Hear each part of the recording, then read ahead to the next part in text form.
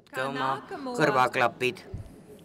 Semināra satura tematisko referentes piesaku notāra Rīgā Ilzi Metuzāli. Järgmisena annan sõna Riia notarile, proua Joose Metusalale. No viņas staro vieglums un gaišums. Un Ilze ta kehastab kergust, ta on väga särav esineja ja oma esimeselt elukutselt on ta orelimängija. Tema õe notaribüroos kaasa lüües arenes ta oma ametialal edasi ja otsustas hakata notariks. Nüüd ta annab meile ülevaate pärimisõiguse eripäradest Lätis, Austrias ja Saksamaal. Aga mitte ainult Lätis, vaid ka kõikides Balti riikides. Tiks piemērota šī jaunā mantojuma tiesību regula. Un mans uzdevums šodien ir aasta pärast hakkab kehtima uus pärimismäärus ja tahaks anda teile lühikese ülevaate pärimisõigusest üldiselt Balti riikides, Austrias ja Saksamaal. Ņemot vērā, ka šeit zālē ir kolēģi no šīm valstīm, saprotiet, ka es neuzņemšos būt tik augstprātīga. Tuleb arvestada, et meil on siin kolleegid kõigist neist riikidest kohal. Kāds notiek Lietuvā vai Igauniem, kāds notiek Igaunijā. Un būšu pateicīgi, ja kāds arī mani palabos, precizēs, lai mēs kopīgi hakka teile selgitama asju, kuidas nad toimivad Lätis, Eestis, kuidas nad toimivad Eestis, Austrias, Saksamaal või Leedus.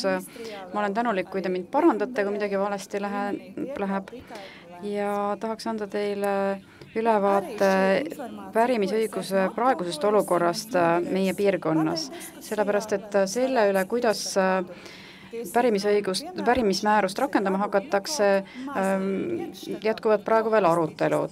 Ma loodan, et minu ettekandest on teil kasu järgnevas arutelus, sest me peame omama ülevaadet, me peame teadma, milline on olukord meie naabrite juures.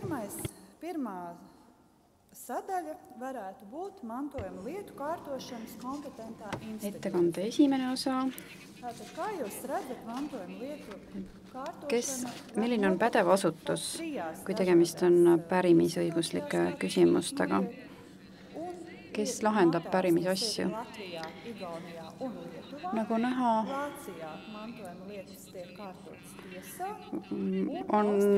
võib tegemist olla 3 võimalusega. Notarid Lätis, Leedus ja Eestis ja Saksamaal kohus ja Austrias, kui ma õigesti aru saan, on tegemist notariga, kes on saanud, kellele riik on delegeerinud nende ülesannete lahendamise. Ja Austrias nimetatakse siis seda, et notar tegutseb kohtuvolinikuna, Gerichtskommissar. Lätis, Leedus ja Eestis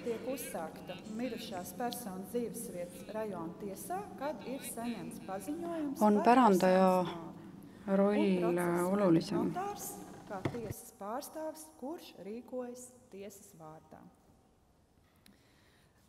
Arī Vācijā tātad ir tiesas piekritība. Lietuvā mantiniekam ir iesniegums par mantošanu, ir jāiesniedz notāram, kurš praktizē mantojuma atklāšanās reģionā. Un Latvijā un Igaunijā ilmselt on mingi tehniline probleem praegu lätikeelsest tõlkest. Lätis ja Eestis, nagu me teame, hakkab pärimisega tegelema kõigepealt notar ja tegeleb sellega siis edasi kohaldatav õigus edasi. Kohaldatav õiguse puhul on olulised erinevad aspektid. Esiteks on oluline, millise riigi kodanik pärandaja oli, milline oli tema elukoht ja 3. juhtum, et kus asub tema vallas või kinnisvara. Mantojuma lietā tiek piemērots tās valsts likums, Austrias pilsonis mirušais liek nāves kohaldatakse selle riigi õigust, kelle kodanik pärandaja surmahetkel oli. Seal ei ole ette nähtud mingeid erandeid ja ei ole võimalik ka valida kohaldatavat õigust. Ka Saksamaal kohaldatakse selle riigi õigust, mille kodanik pärandaja oli. Välismaalane võib valida kas saksa õiguse kohaldamise, aga see kehtib sel juhul ainult sellele varale, mis asub Saksamaa territooriumil. Nii et selleks, et kohalduks saksa õigus, peab vara asuma Saksamaal. Leedus kohaldatakse selle riigi õigust, kus oli pärandaja elukoht surmahetkel.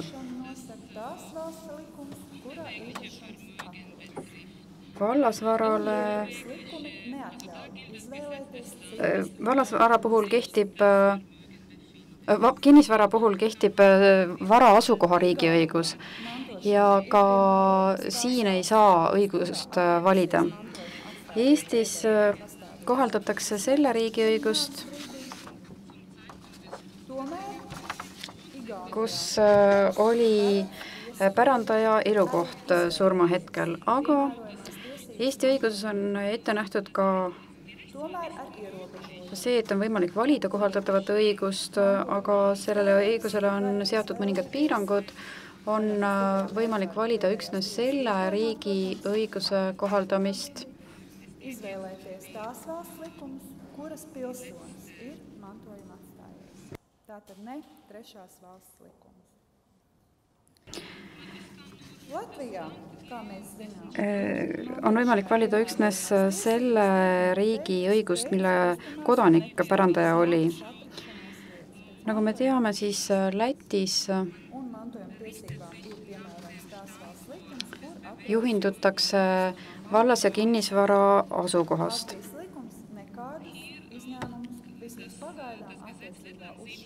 Läti õiguses ei ole ette nähtud erandeid. See tähendab, et õiguse valik ei ole võimalik ja määrava tähtsusega on vara asukoht. Ning nüüd edasi järgmine osa. Tahaksin lühidalt rääkida ka seadusjärgsest pärimisest. Mis juhtub siis, kui testamenti ei ole? Ja käsitlen seda väga põgusalt, sest muidu mul ei oleks piisavalt aega siin kõigist üksikasjadest rääkida. Ja ma arvan, et igaüks meist teab, milline olukord valitseb koduriigis, teab seda palju paremini kui mina.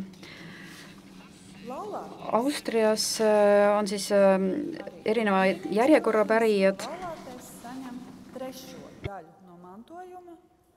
Nii et oluline on sugulusaste. Abikaasa saab kolmandiku pärandist ja ülejäänu jagatakse võrdselt laste vahel.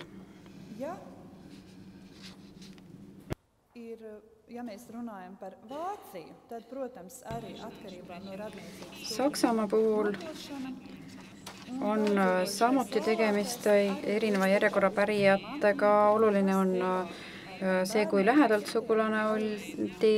Üle elanud abikaasa on üks pärijatest koos lastega ja oluline on ka abieluvara režiim ja sellest sõltub, kui suure osa pärandist pärib üle elanud abikaasa.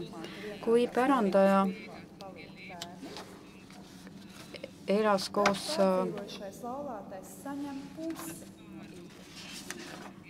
oma abikaasaga ja kui oli ka lapsi, siis üle elanud abikaasa saab poole poole pärandist, sundosa on veerand pärandist ja veerandi saab ühekordse hüvitisena ja ülejäänud pärand jagatakse võrdselt laste vahel. Läti puhul on samuti oluline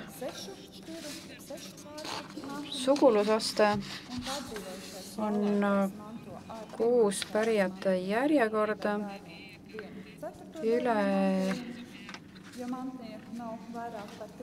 elanud abikaasa saab veerandi pärandist, koos ülejäänud esimese järjekorra pärijatega. Ja kui on rohkem kui 3 pärijat, siis saab abikaasa sama suure osa pärandist kui ülejäänud pärijad. Kui esimese ja teise järjekorra pärijaid ei ole, siis saab abikaasa kogu pärandi. Eestis on samuti erineva järjekorra pärijad, on 3 järjekorda, üle elanud abikaasa,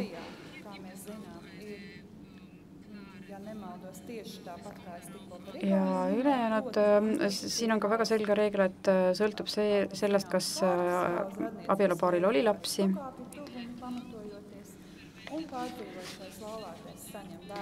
Lätis on samuti tegemist erineva järjekorra pärijatega. Üle elanud abikaasa saab sama palju kui paari laps, kui lapsi ei olnud rohkem kui 3, kui lapsi oli 4 või rohkem, siis saab abikaasa vähemalt 1/4 pärandist. Kui alanejaid pärijaid ei ole, siis saab abikaasa poole pärandist. Ja nüüd testamendist. Austria ir ka siinkohal on pärimine erinev. Austrias on testamente 3. Kõigepealt siis notariaalne testament, siis teiseks holograafiline või omakäeline testament, mille pärandaja on kirjutanud omakäeliselt ja ka alla kirjutanud, ja kolmandaks nõnda öelda kolmanda osapoole koostatud testament, mille kirjutas käsitsi teine isik, kuid see viimne tahteavaldus tehti 3 tunnistaja juuresolekul. Ka Austrias tuntakse pärandi sundosa, pool läheb alanejatele ja 1/3 ülenejatele. Seadusjärgsest pärimisosast abikaasa võib pärida poole seadusjärgsest pärimisosast. Ka Saksamaal tuntakse 3 testamendi liiki. Kõigepealt notariaalne testament, mille koostab notar, teiseks omakäeline testament, mille pärandaja omakäeliselt kirjutab, ja kolmandaks omakäeline testament, mille pärandaja on andnud säilitamiseks kohtu juures.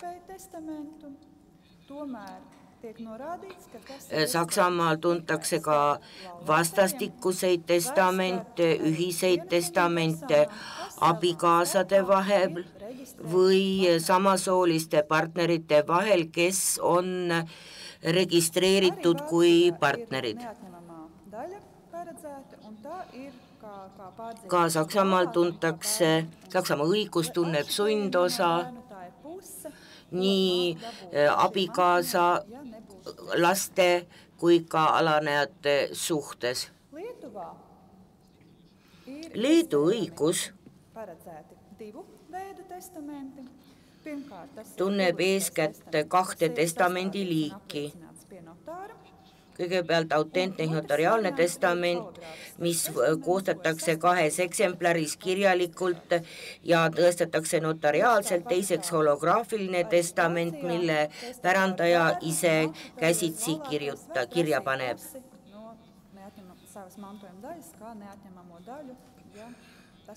Abikaasadel, lastel ja alanäjatel või ülejäänajatel on õigus sundosale.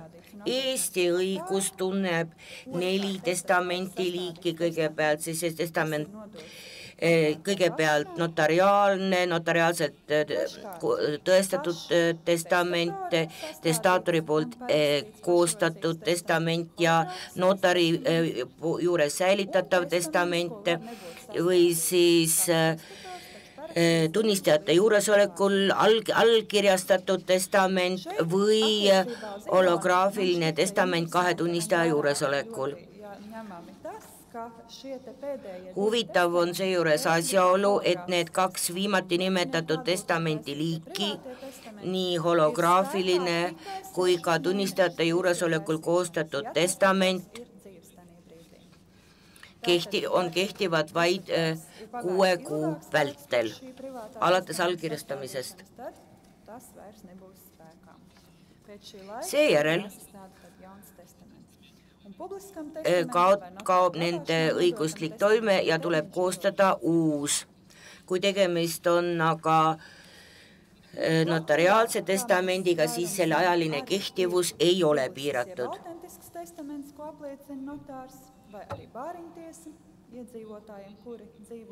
Ka Lätis on olemas notariaalsed või autentsed testamendid, mida koostatakse notari või juures või eestkoste kohtus, siis holograafiline ehk käsikirjaline testamendiliik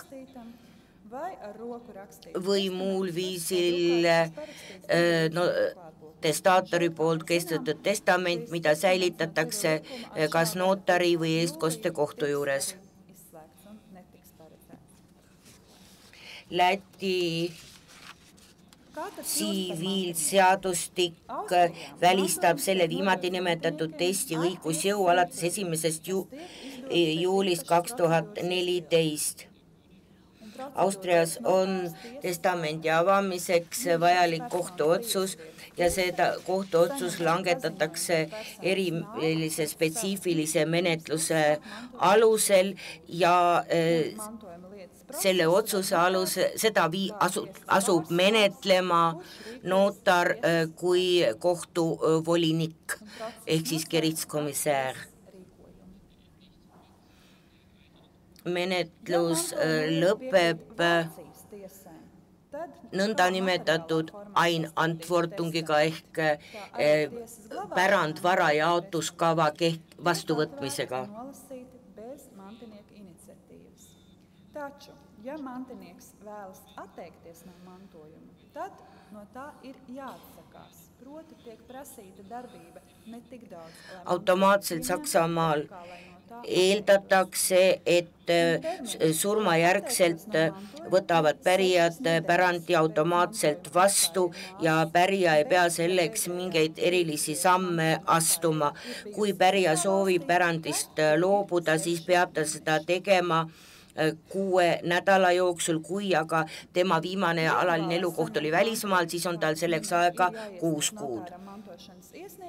Leedus on vajalik, et pärijad astuksid õiguslikke samme selleks, et pärandit vastu võtta. Neil on selleks aega 3 kuud pärast pärandi avanemist. Kui see aeg on aga mööda lastud, siis võib esitada kohtule taotluse selle tähtaja pikendamise kohta. Selleks, et Eestis saada pärijaks, tuleb esitada ka avaldus, kuid kui pärandist on juba loobutud, siis tuleb seda sõnaselgelt teha.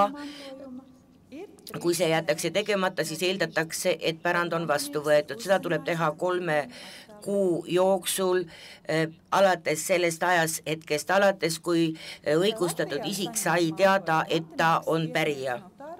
Lätis mantojuma lietu ved notārs, kurš praktizē tajā apgabaltiesā, kur bijusi mantojuma atklāja. Tuleb pärand vastu võtta notari juures. Bet, ja tā nav zināma, pēc mantojumās mantas...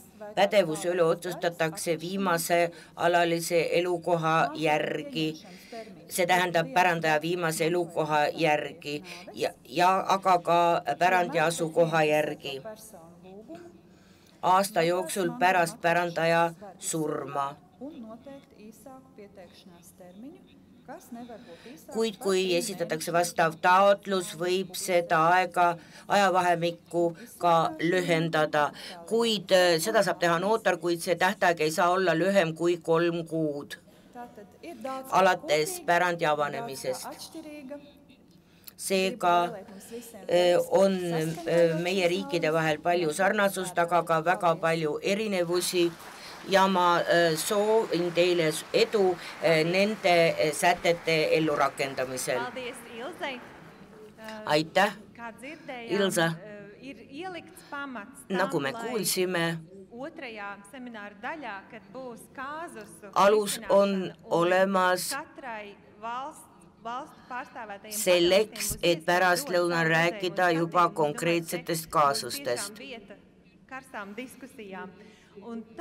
Ja siis saavad oma seisukoha esitada kõik täna siin saalis esindatud riigid.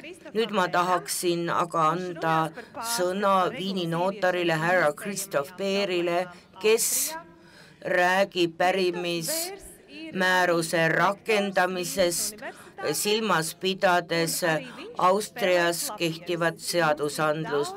Härra Beer õpetab ka Viini ülikoolis ja ta oskab ka suurepäraselt klaverit mängida, vähemalt meie osavõtjate hulgas on seega väga palju muusikaalselt andekaid inimesi. Sehr geehrte Frau Präsidentin, sehr geehrte Damen und Herren, liebe Kolleginnen und Kollegen. Ich habe zunächst eine gute Nachricht. Aufgrund des hervorragenden Referates meiner Vorrednerin. Minu eelkõneleja andis juba nii hea ülevaate, saan ma poole oma ettekandest ära jätta. Nur auf kurze dogmatische Aussagen lihtsalt piirdun lühikeste dogmaatiliste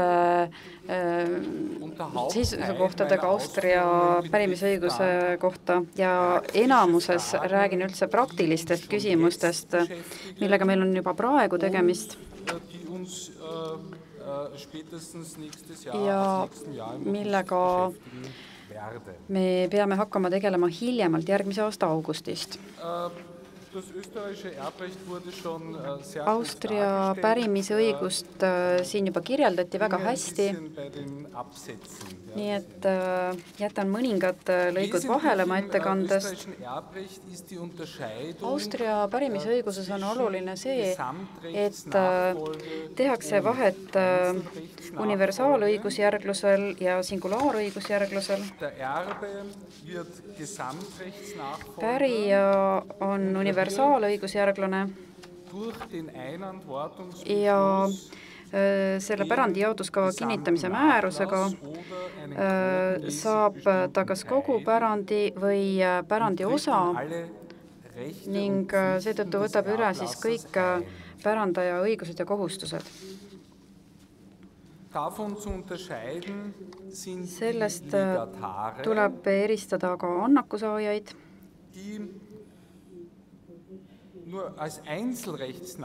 kes on üksnes singulaarõigusjärglased ja neil on õigus saada pärandist mingid konkreetsed osad.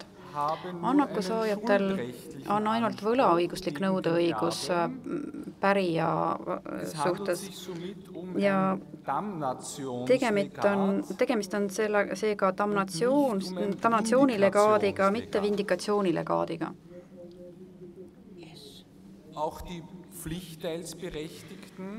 Ka sundosa saamisõigustega isikutel on ainult võlaõiguslik nõudeõigus pärija vastu ja seejuures on tegemist puhtalt rahalise nõudeõigusega. Die Testamentsformen wurden schon kurz geschildert. Testamendi vormidest oli juba lühidalt juttu. Wenn ein Notar Oluline on veel see, et kui notar koostab testamendi, siis peab ta seda ka säilitama. Im österreichischen zentralen Testament ja testament tuleb ka registreerida Austria keskses testamentide registris. dabei nicht das Testament selbst, ja sinna ei registreerita mitte testamendi sisu, vaid lihtsalt registreeritakse tõsiasi, et kes on kuhu testamendi deponeerinud. See testamendi registrisse tehakse päring alati, kui tegemist on pärimismenetlusega, nii et on tagatud, et pärandaja tahet võetakse arvesse.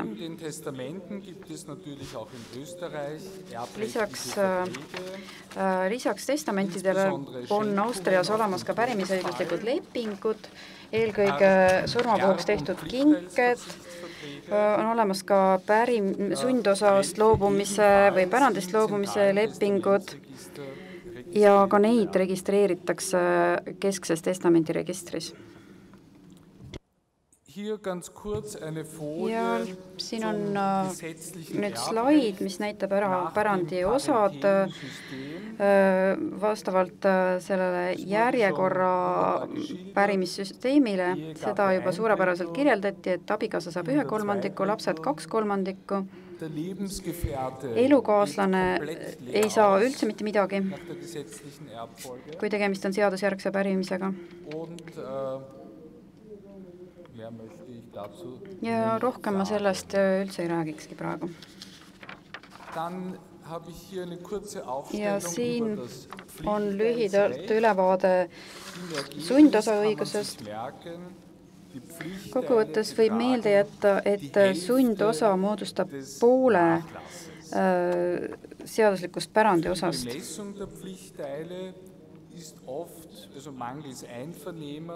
Ja kuna tihti ei ole üksmeelt, siis on vaja sundosa suuruse määratlemiseks eksperdi poolt ekspertiisiakt koostada. Ja natuke räägiks ka pärimismenetlusest. Õigus ei omandata eo ipso, vaid pärast pärimismenetluse läbiviimist. Pärija peab tegema pärandi vastuvõtmise avalduse. Kui ta teeb tingimusteta pärandi vastuvõtmise avalduse, siis vastutab ka ta täies ulatuses ka võlgade eest. Kui ta teeb tingimusliku pärandi vastuvõtmise avalduse, siis vastutab ta ainult ülevõetud varade ulatuses. Ja sel juhul tuleb vara suurust ka eksperdi poolt hinnata. Das Verlassenschaftsgericht wird pärimis vom zuständigen Bezirksgericht menetlust viib läbi siis pädev piirkondlik kohus ja enamust menetlustoimingutest teeb üldse notar kui kohtuvolinik. Austrias nimetatakse siis niimoodi toimivat notarit Gerichtskommissäriks, kohtuvolinikuks. Menetluse lõpus antakse pärandi jaotuskava kinnitav määrus, Einantwortungsbeschluss, kus nimetatakse siis ära pärijad ja pärandi osad ja selle määrusega siis toimub ex lege kõigi õiguste ja kohustuste üleminek pärijale, ehk tegemist on siis universaalõigusjärglusega.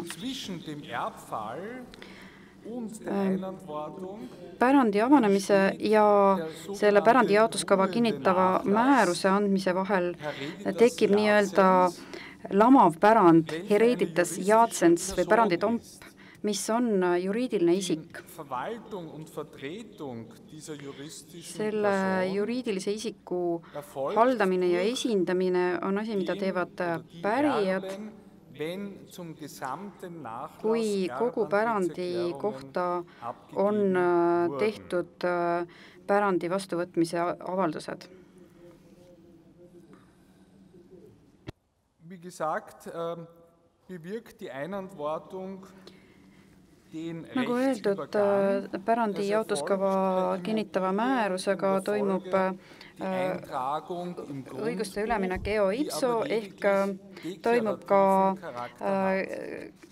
ka selle alusel toimub ka siis kinnisvara omandiõiguse registreerimine kinnistusraamatusse, aga sellel on ainult deklaratiivne iseloom, aga annakusaajatel on ainult siis võimalik omandada omandiõigus kinnisvara puhul, kui nende omandiõigus on kinnistusraamatusse registreeritud ja selleks peab pärandikohus väljastama nii-öelda ametikinnituse, aga selleks on vajalik, et pärijad annaksid oma nõusoleku. Ja selle ametliku kinnitusega saab siis kinnistusraamatu kohus teha kande, mille jaoks on vajalik, et annakusaaja siis teeks ka vastava taotluse selle omandiõiguse ülevõtmiseks.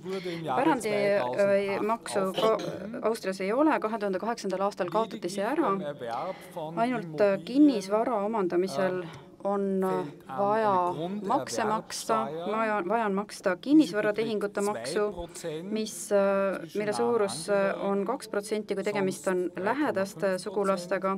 Ülejäänud juhtudel on selle maksu suurus 3,5% ning vaja on ka tasuda registreerimislõiv 1,1%, nii et kokkuvõttes on siis maksukoormus kas 3,1% lähedaste sugulaste puhul või 4,6%. Oluline on aga maksustamise alus ja see on juhul, kui tegemist on perekonnasisese pärimisega ehk kui pärivad abikaasa, elukaaslased, lapsed, väga madal maa maksustamishind ja seetõttu on neil juhtudel maksukoormus väike. Aga kui tegemist ei ole lähedaste sugulastega, siis võetakse maksustamisel aluseks maa turuväärtus või kinnisvara turuväärtus alates 1. juunist 2014 ja siis tuleb tasuda maksu 4,6% kinnisvara turuväärtusest ja see summa on kokkuvõttes juba väga palju suurem. Nagu öeldud, siis viib pärimismenetlust läbi notar kohtuvolinikuna tegutsedes. Tal on erinevaid ülesandeid, ta tuvastab seadusjärgsed pärijad, teeb päringu kesksesse testamentide registrisse, edastab testamendid seadusjärgsetele pärijatele, tagab eestkostealuste pärijate, annakusaajate ja sundosasaajate õigused. Seega on Austria pärimismenetlus rahvusvahelises võrdluses vägagi tugevalt reguleeritud ja selle eeliseks on see, et sundosasaajate ja võlausaldajate huvid on väga hästi kaitstud ja vaidlusi on pigem harva. Veel üks oluline tagajärg on see, et Austria kinnistusraamatusse kantakse ainult selliseid kandeid, mis tulenevad pärimisest, kui kohus on tegelenud selle sisulise kontrollimisega, nende õiguste sisulise kontrollimisega, mis tagab ka väga kõrge kaitstuse taseme. Juba räägiti Austria kohtualluvusest, et meil on kodakondsuspõhimõte pärimise puhul. Zuständigkeit der österreichischen Gerichte für inländische Austria kohtud on pädevad, kui tegemist on Austrias asuvate kinnisasjadega ja kui tegemist on Austrias asuva vallasvaraga, kui tegemist on välismaal asuva vallasvaraga, siis sellega tegeldakse üksnes siis, kui seda on taodeldud ekstra ja välismaal asuva kinnisvaraga ei saa üldse Austria kohtud tegeleda. Kui pärandajal ei ole Austrias elukohta, kui tal on aga kinnisvara Austrias, siis toimub pärimismenetlus, mis puudutab üksnes seda konkreetset Austrias asuvat kinnisasja. Ja kui tegemist on mõne välismaal elava isiku Austrias asuva vallasvaraga, siis tuleb läbi viia niinimetatud väljaandmismenetlus, väljastamismenetlus ehk Ausfolgungsverfahren. Ja nüüd räägiks muutustest, mis kaasnevad pärimismäärusega. Üks oluline muudatus, mida Austria notarid on juba praegu hakanud ellu viima, on see, et Austria kodanike testamentides valitakse ära kohaldatav õigus. Seni meil ei olnud õiguse valiku võimalust üldse olemas. Kui ma koostan testamendi, siis toimub see vastavalt Austria materiaalsele pärimisõigusele. Kui klient pärast läheb elama välismaale ja sureb välismaal, siis kohaldatakse välisriigi materiaalset pärimisõigust. Ning tagajärjeks võiks olla see, et välisriigi õiguse kohaselt minu koostatud testamenti sätted ei ole üldse rakendatavad. Ja see võiks endaga kaasa tuua ka testamendi koostaja vastutuse. Ja seetõttu kirjutan ma Austria kodanike testamentidesse järgnevas sõnastuses klausli. Te näete seda klausli sõnastust siin. Ma olen praegu Austria kodanik ja otsustan pärimismääruse artikli 22 tähenduses, et sõltumata minu alalisest elukohast surma hetkel kohaldatakse minu pärandile tervikuna Austria pärimisõigust.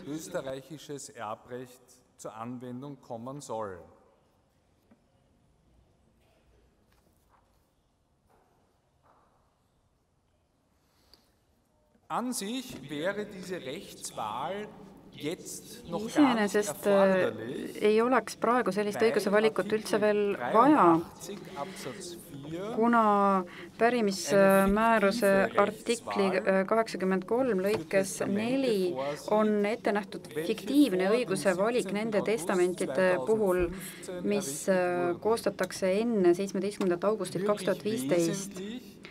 Aga selline õiguse valik muutub tõeliselt oluliseks alles selliste testamentide puhul, mis koostatakse pärast pärimismääruse kehtima hakkamist. Aga kuna selliste muudatuste tegemine võtab alati rohkelt aega, on Austria notarite koda soovitanud oma liikmetel juba praegu testamentidesse lisada õiguse valiku klausel. Kui tegemist on välismaise kliendiga, siis ma pean teda teavitama, et ta võib testamendis valida kohaldatavaks õiguseks oma koduriigi õiguse. Kui ta soovib seda teha, siis ma pean ise uurima, et milline tema päritoluriigi õigus on. Näiteks võin ma juba kasutada seda veebilehekülge Successions Europe EU, mida meile juba tutvustati. Ja ma pean võtma ühendust ka oma vastutuskindlustusandjaga ja uurima, et kui testamendi koostamisel vastavalt välisriigi õigusele lipsavad sisse mingid vead, et kas vastutuskindlustus katab seda? Ma tahaks viidata veel ühele koduleheküljele, mida ka juba mainiti, ja see puudutab abikaasade varalisi suhteid.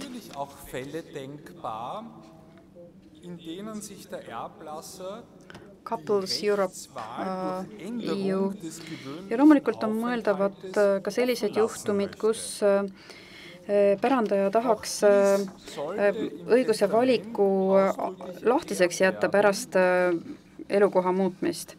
Ja see tuleks samuti testamendis ära öelda, et tuleks valida selline sõnastus, et ma ei määra kindlaks kohaldatavat õigust ja seda tuleks teha selleks, et vältida seda, et testamendi koostaja peaks selle testamendi eest vastutama.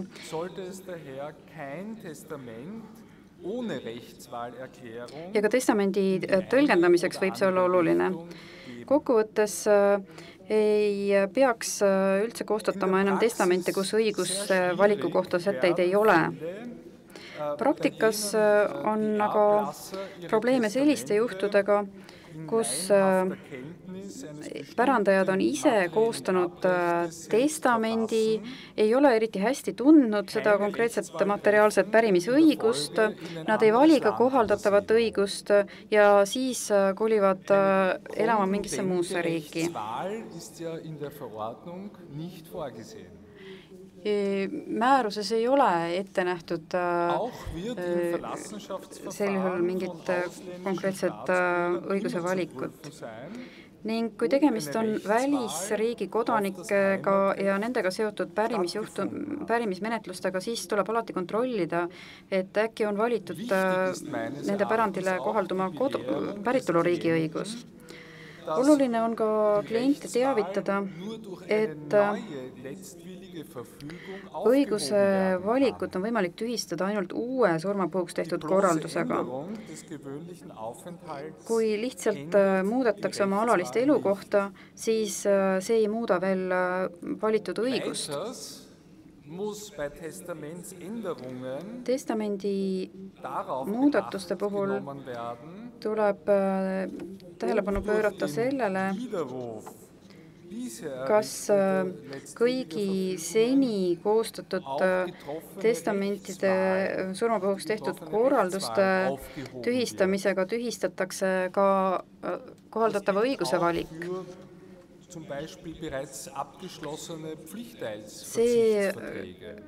See käib ka juba sõlmitud sundosast loobumise lepingute kohta.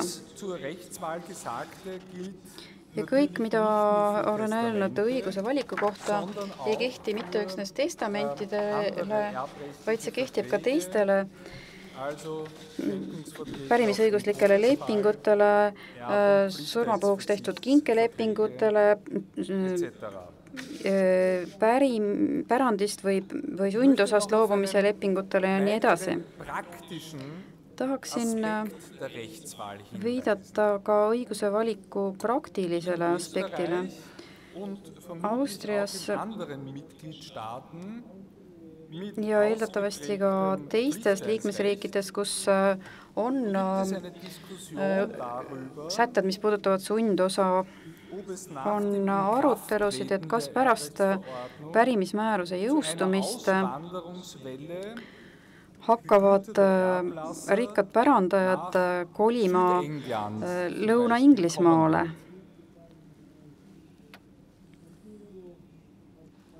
Aga põhjuseks ei oleks mitte see, et Cornwallis on suurepärane kliima, vaid see võimaldaks valida Briti pärimisõigust, kus sundosa õigus on vägagi piiratud. Mina isiklikult ei usu, et paljud Austria pärandajad vabatahtlikult emigreeruksid. Aga ma näen, et tekkida võib teine oht. Austrias on olemas selline õiguslik instituut nagu volitus võimalikuks hädaolukorraks ehk Vorsorgevollmacht, mis juhul, kui tegemist on volitaja teovõimetusega, võimaldab asendada eestkostet ja selle preventiivse volikirjaga on volitatul väga suured volitused ning ta võib ilma kohtuliku kontrollita määrata, et milline on volitaja asukoht, elukoht. Ja ma võin ette kujutada, et mõni volitatu mõtleb, et äkki võiks teovõimetu volitaja viia koonvooli selleks, et õed ja vennad ei saaks oma sundosi. Kui pärandaja on oma testamendis valinud pärandile kohaldatava õiguse ja kui ta on valinud, et kohaldatakse Austria pärimisõigust, siis selline plaan läbi ei lähe. Ja järelikult ei toimu ka pärandaja koonvooli viimist, ehkki seal on suurepärane kliima.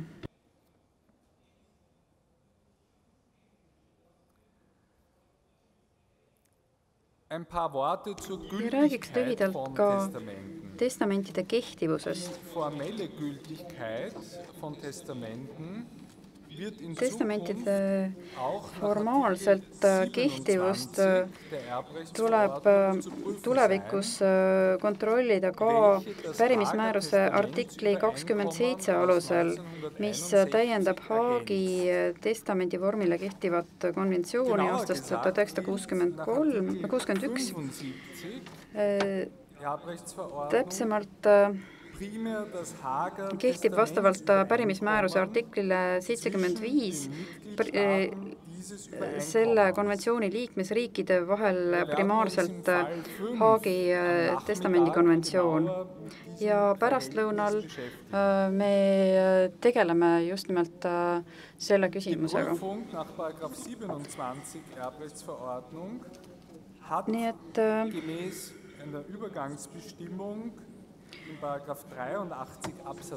Nii et artikli 27 kohane kontrollimine peab toimuma ka surma puhuks tehtud korralduste puhul vastavalt artiklile 83 lõike 3, mis koostati enne pärimismääruse kehtima hakkamist. Ka siin on üleminekusätetega õiguse valiku puhul ette nähtud teatav tagasiulatuv mõju. Testaatori tahte austamise põhimõtte seoses on pärimismääruse artiklis 27 pikk loetelu ühendavatest teguritest, mis toovad kaasa testamentide kehtivuse. Ma tahaksin eelkõige viidata siin punktidele B, C ja D, mis näevad ette ühendavad tegurid testamendis soodustatud isikute jaoks, mis puudutavad siis kodakondsust, elukohta ja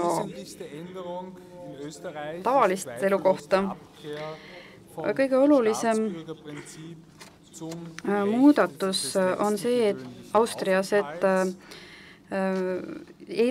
jätakse kõrvale kodakondsuspõhimõte ja minnakse üle viimase hariliku elukoha õiguse kohaldamisele. Ja pärimismenetluses tuleb seetõttu ka välismaa kodanike puhul kohaldada Austria pärimisõigust, aga alati tuleb kontrollida seda, kas kolmanda riigi kodanik valis äkki kohaldamiseks hoopis oma päritoluriigi õiguse. Nii et see käib põhimõtteliselt alati nii, kui on tegemist kolmanda riigi kodanikega. Ja nüüd viimane punkt, muudatused kinnistusraamatu õiguses ja äriregistris. Nagu juba öeldud, oleme seni Austria kinnistusraamatusse kandnud ainult selliseid dokumente, kus on poolte tõestatud allkirjad peal või kus Austria ametiasutus on läbi viinud kontrolli. Pärimisõiguse puhul on tegemist siis Einantwortungsbeschlussiga ehk pärandijaotuskava kinnitava määrusega pärijate puhul ja ametliku kinnitusega Amtsbestätigung annakusaajate puhul. Ja see nüüd muutub, kuna pärimismääruse artiklis 69 lõikes 5 on ette nähtud, et Euroopa pärimismäärus on dokument, mille alusel tuleb teha kandeid registritesse. Kolleeg Dorsel juba rääkis selle reegli eranditest, mis on ära toodud pärimismääruse artiklis 1 lõikes 2 punktides K ja L. Eriti tahaks siin viidata alapunktile L. Ja siin on ette nähtud erand kinnisasja õiguste registrisse kandmise puhul, sealhulgas kande tegemise õiguslikud nõuded ning õiguse registrisse kandmise või kandmata jätmise õiguslikud tagajärjed.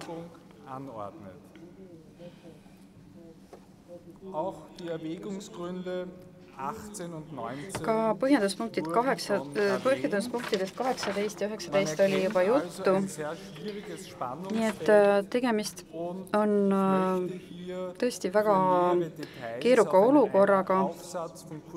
Ja kui te soovite detailsemalt sellest teada saada, siis viitaksin Kurt Lechneri artiklile Euroopa pärimisõiguse määrus pärimisõiguse sätete ja asjaõiguse pingeväljas. Seda leiate e-praksist.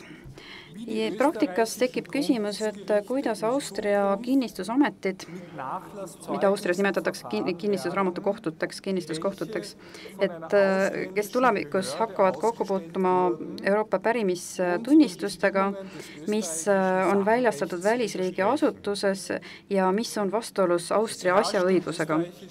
Austria asjaõiguses on asjaõiguste piiratud loetelu ja on ka palju muid asjaõiguslikke eripärasid, nagu näiteks korteri omandiseadus ja juba praegune õiguslik olukord on selline, et kinnistusamet võib kande tegemisest keelduda, kui on kahtlusi esitatud dokumentide sisus või kandes osalevate isikutega seoses kahtlusi.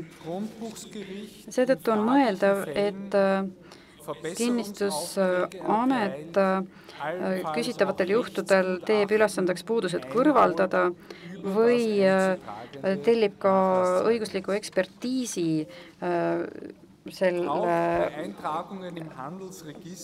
pärimistunnistuse kohta, mille alusel tahetakse kannet teha. Ja ka äriregistri kannete puhul tekib küsimus, kas kande tegemine välismaise pärimistunnistuse alusel on võimalik või äkki on vaja hoopis täiendavaid dokumente esitada. Austria õiguses on ette nähtud, et osaniku vahetumine isikuühingute puhul eeldab seda, et teade tuleb esitada nii, et kõik osanikud on, et kõigi osanike allkirjad on tõestatud. Ma näen, et mul on veel veidi aega ja saan ka viimasest asjast rääkida. Euroopa pärimistunnistuse väljastamise ajast. Siin eristatakse erinevaid tunnistuse liike vastavalt pärimismääruse artiklile 63. pärimistunnistus, mis antakse välja testamendi täitjale või pärandi hooldajale, nagu mainitud, tegelevad nii-öelda lamava pärandi või päranditombu täitmise ja esindamisega põhimõtteliselt pärijad, niipea kui on tehtud pärandi vastuvõtmise avaldused kogu pärandi kohta. Sel hetkel, ja tegemist on tavaliselt üsnagi varase ajaga, on võimalik väljastada ka pärimisunnistust, aga Austria õigusliku olukorra kohaselt hõlmab see haldamisõigus ainult korralise hoolduse meetmeid, ja kui tegemist on erakorraliste meetmetega, siis on vaja pärimiskohtu nõusolekut.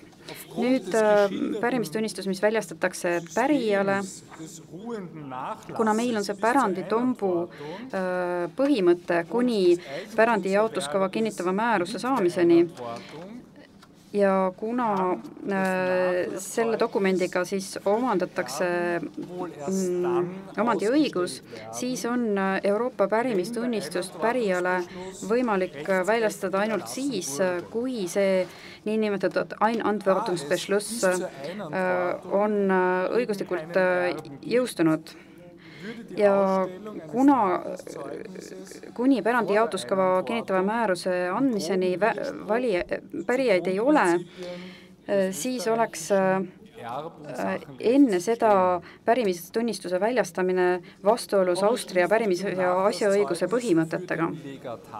Ja nüüd pärimistunnistus, mis väljastatakse annakusaajale, pärimismääruse artikli 63 lõike 1 kohaselt väljastatakse pärimistunnistus üksnes sellisele annakusaajale, kellel on vahetu õigus pärandi osale. Tuleb lähtuda sellest, et seadusandja teadis, milline vahe on vindikatsioonilegaadi ja damnatsioonilegaadi vahel. Ja et pärimistunnistuse väljastamine on ette nähtud ainult sellisele annakusaajale, kelle puhul on tegemist vindikatsioonilegaadiga, aga kuna Austria õiguses vindikatsioonilegaati ei ole, siis Austria pärimisõiguse kohaldamisel annakusaajatele pärimistunnistusi ei väljastata. Olukorda tuleb hinnata teisiti, kui kohaldatava õiguse valiku tõttu peab Austria kohus kohaldama mõne sellise riigi õigust, kus tuntakse vindikatsioonilegaati, nagu näiteks Prantsuse, Itaalia, Hispaania või Poola pärimisõigust. Kui Austrias elav pärandaja on ette näinud, et mõni Saksamaal asuv kinnisasi on annak, siis ei ole annakusaajale võimalik pärimistunnistust väljastada. Ja annakusaaja peaks siis oma õigusi tõestama siseriikliku õiguse alusel väljastatud dokumendiga. Ta peaks oma Austria ametiasutuse väljastatud kinnistusega minema Saksamaa kinnistusametisse, ja see ei ole rahuldav lahendus. Me võiksime selle probleemi lahenduseks mõelda sellele, et Austrias saab annakusaaja ainult siis vastava ametiasutuse kinnituse, kui pärandaja on nõustunud sellise ametliku kinnituse väljastamisega, ja selle kinnitusega läheb siis annakusaaja kinnistusametisse ja saab seal kinnistusavalduse teha. Ja pärija ei pea midagi rohkem tegema. Nüüd võiks muidugi väita, et pärija nõusolekuga ja ametiasutuse tunnistusega, tõendiga on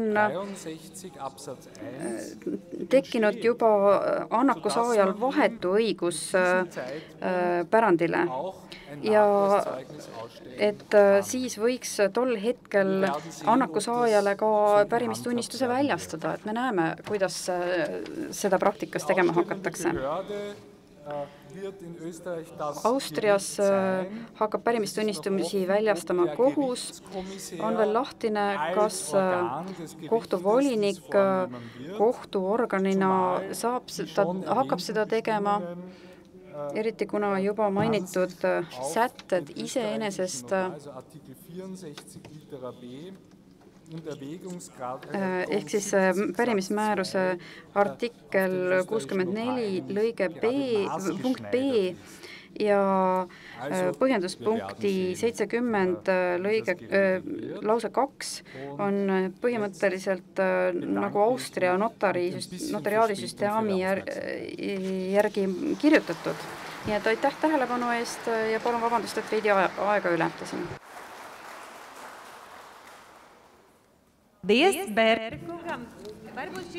Suur aitäh, härra Beer.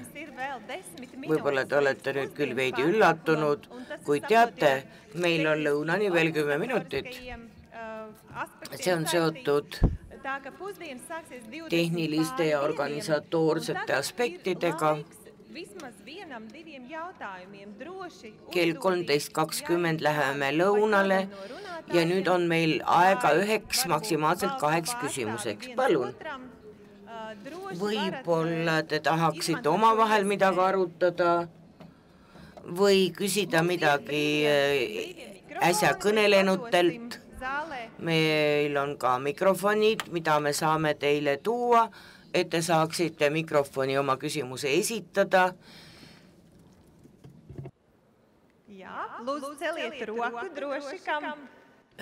Palun tõstke käsi selleks, et ma teaksin, kellele mikrofon viia. Selleks, et ma teaksin, kellel on midagi küsida.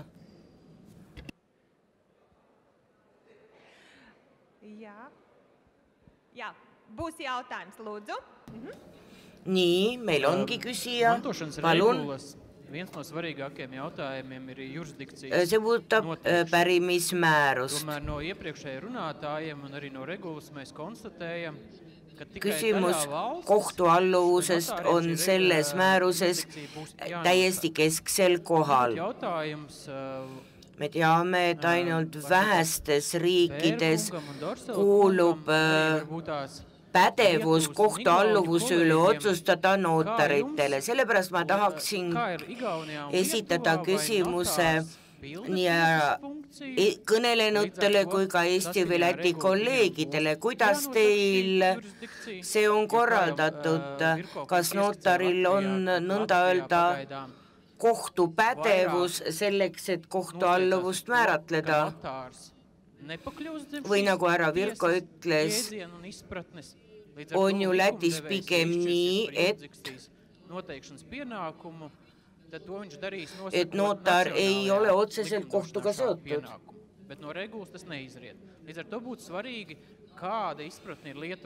Aga Euroopa pärimismäärusest tuleneb, aga Euroopa pärimismäärusest ei tuleneks ju notari pädevust, kohtualluvust määratleda. Kuidas on tegelikult siis lood Eestis, Lätis selle kohta, kuidas seal seda kohtualluvust määratletakse, kes seda määratleb? Suur aitäh, see on väga hea küsimus. Suur aitäh. Mis puudutab Saksa õigust,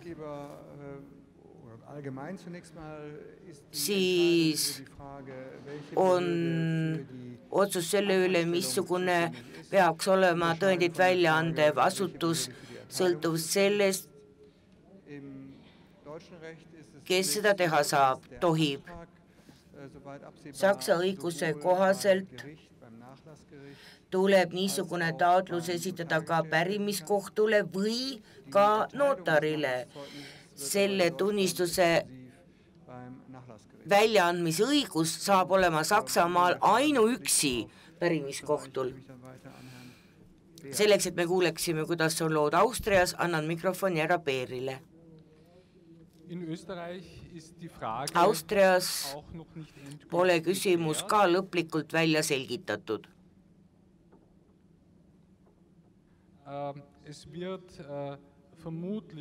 Oletatavasti saab asi olema nii, et notar,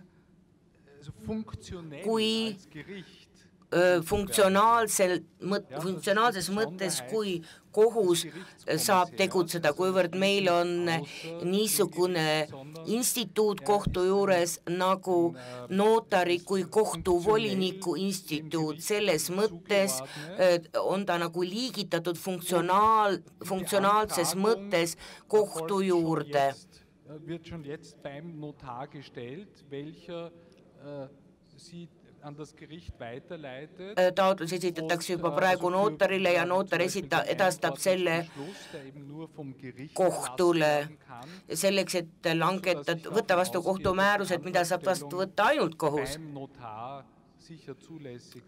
Võimalik seega, et kohtualluvusel otsustamine jääb notarile, kas notar asub seda otsust langetama kui funktsionaalselt kohtu juurde kuuluv kohtuvolinik või ta teeb seda nõnda öelda iseseisvalt kui notar, seda me saame alles praktikas näha.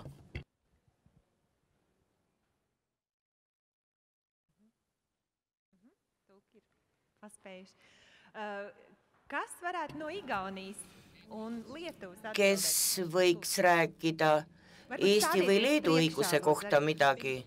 Palun tutvustage ennast, kui te hakkate seda küsimust selgitama. Notaras būtų laikomas teismų reglamento prasme. Kiek mums žinoma, Teisingumo ministerija labiau linksta, kad notaras nebūtų laikomas teismų. Eesti kapil ei ole tõlget. Nii, notar ei oleks siin kohtu poolt volitusi omav instituut, ma arvan, et ka Lätis on olukord samasugune. Ma küsiksin Austria ja Saksa kolleegidelt, et kui kellelgi alaline elukoht on olnud Leedus,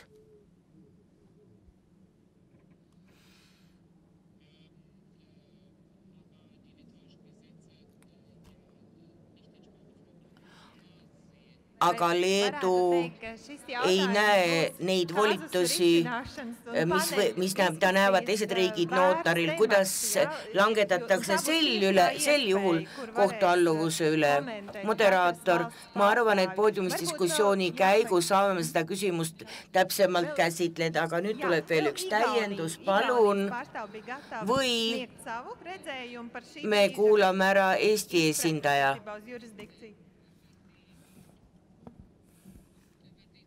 Eestis on siis üldjoontes niimoodi, et juba täna on ainukeseks pärimismenetluse läbiviijaks notar ja ta teeb seda siis algusest lõpuni, notarile väljastatakse või antakse avaldus menetluse läbiviimiseks ja notar siis selle menetlusega lõpetab ja väljastab pärimistunnistuse.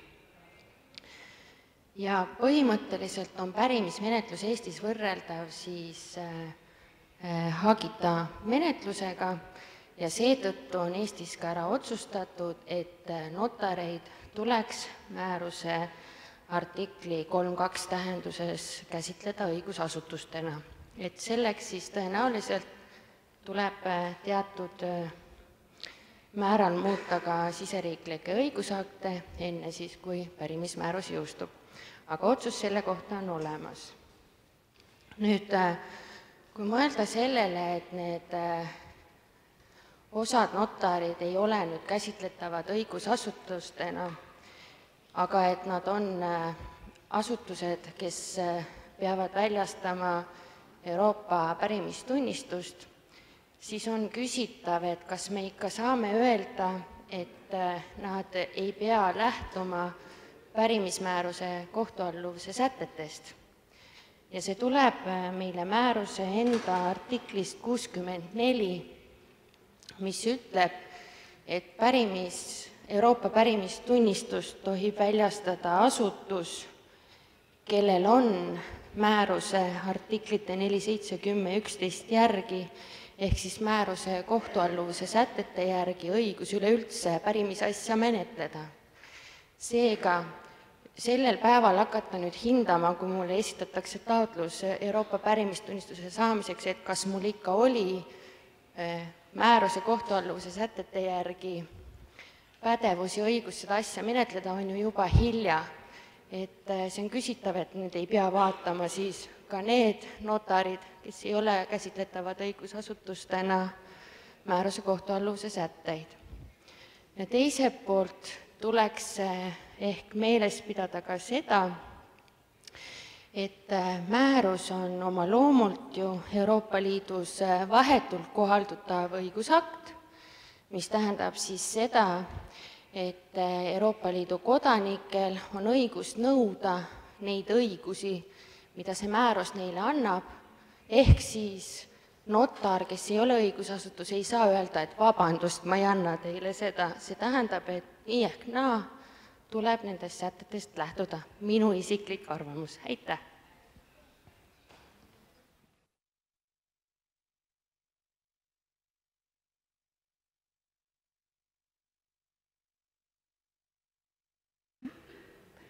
Mis nad arvavad?